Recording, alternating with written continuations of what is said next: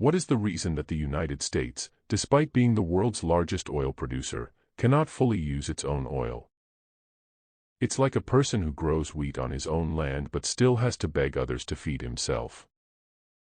In the world we live in, what appears to be reality is often the opposite. Similarly, every year millions of containers travel from China to the United States, but why are so many of them thrown away there? And amid all this, how and why does Iran smuggle Boeing 777 aircraft? Welcome once again to SMTV's videos. Viewers, did you know that at any given time there are around 300,000 ships at sea? These include oil tankers, LPG and LNG carriers, tugboats, passenger ships, and also the vessels that keep the wheels of the global economy turning, container ships. About 90% of global trade moves through sea routes. According to estimates, at any given minute, 6,000 to 8,000 container ships are traveling across the oceans. Thanks to the automatic identification system, they can now be tracked in real time. If you visit websites like Marine Traffic or Vessel Finder, the entire ocean appears filled with tiny lights. Each light represents a massive ship carrying goods worth millions of dollars. Most of these container ships depart from China and head toward Europe and the United States. Surprisingly, each vessel carries an average of 5,000 containers. By that calculation, nearly 40 million containers are traveling across the seas at any given time. From our clothes to our mobile phones, almost everything has reached us through these containers. On the surface, everything seems normal. Goods arrive on one side, and empty containers return on the other.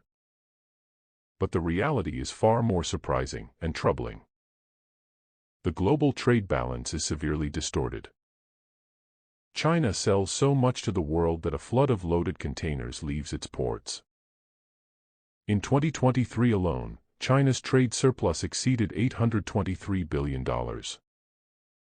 That year, China exported goods worth $3.38 trillion and imported goods worth $2.557 trillion, leaving a surplus of $823 billion. The problem begins when containers shipped from China reach the United States or Europe.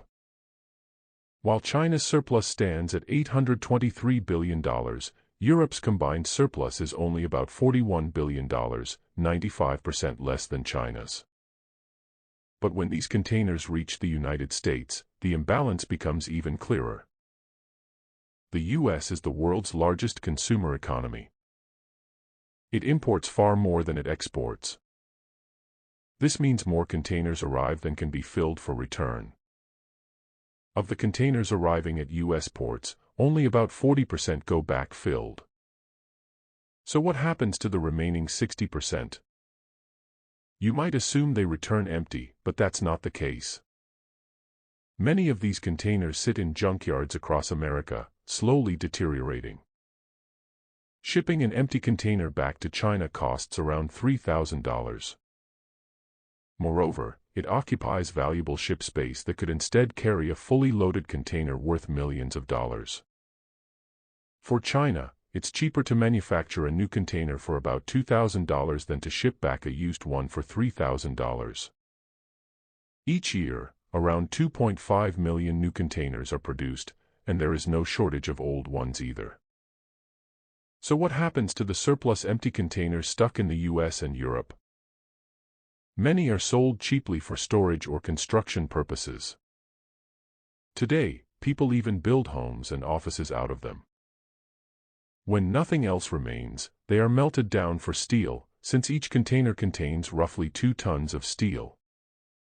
The next time you pass by a port and see steel containers stacked high, remember, that's not just scrap, it's a symbol of the world's distorted economic balance.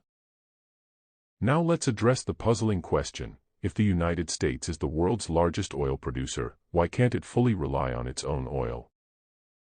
On the global map, the U.S. currently ranks first in oil production, ahead of Saudi Arabia and Russia. Yet, despite producing so much oil, it is also one of the world's largest oil importers. In other words, it sells its own oil and buys oil from others for domestic use. There are three major reasons behind this. It is the difference in oil chemistry. Not all oil is the same.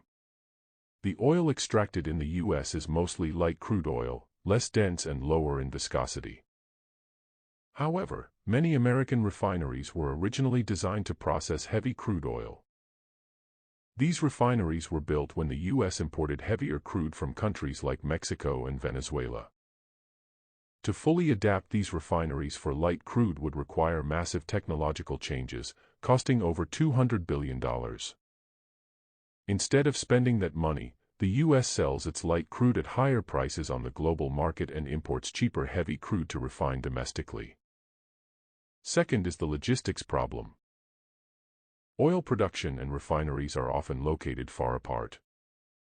For example, Texas has vast oil reserves, but transporting that oil to refineries in New York or along the East Coast is complicated due to limited pipeline infrastructure.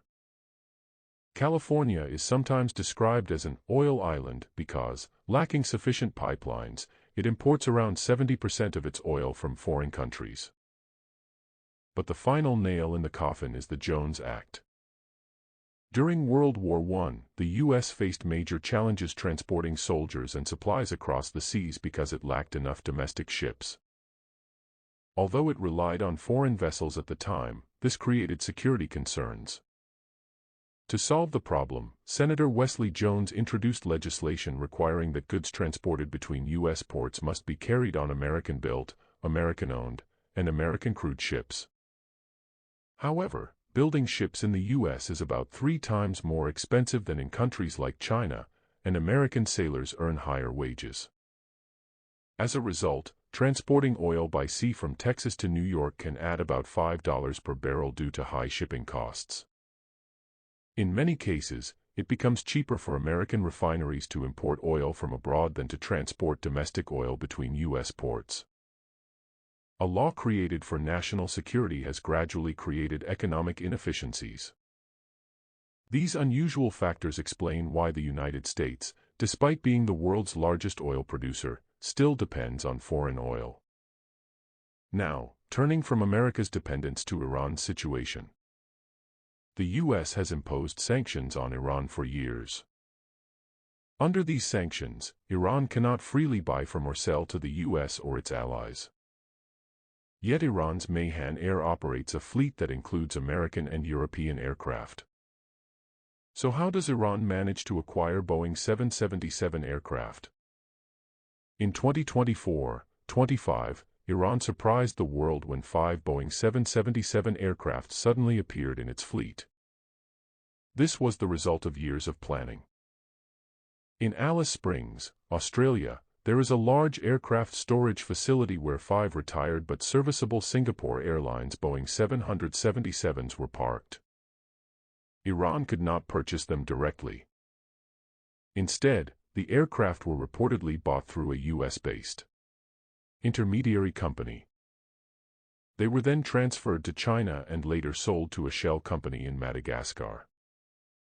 These companies reportedly existed only on paper to avoid detection by U.S. authorities. Once registered under Madagascar's flag, oversight from the U.S. Federal Aviation Administration no longer applied.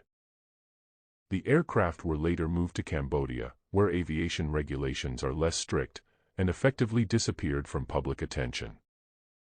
In July 2025, the aircraft reportedly filed flight plans from Cambodia to Kenya for maintenance. However, once in Afghan airspace, where monitoring was weaker, their transponders were switched off. After disappearing from radar, they changed course and landed in various Iranian cities, including Chabahar, Zahedan, and Mashhad. By the time the world realized what had happened, the 5 Boeing 777s had joined Mahan Air's fleet. Today, Mahan Air operates around 50 to 60 active aircraft, mostly Airbus models, along with several American-made Boeing planes. These aircraft still land in various countries and use international airspace. Under the Chicago Convention on International Civil Aviation, unless countries are at war, they generally cannot deny civilian aircraft access to their airspace.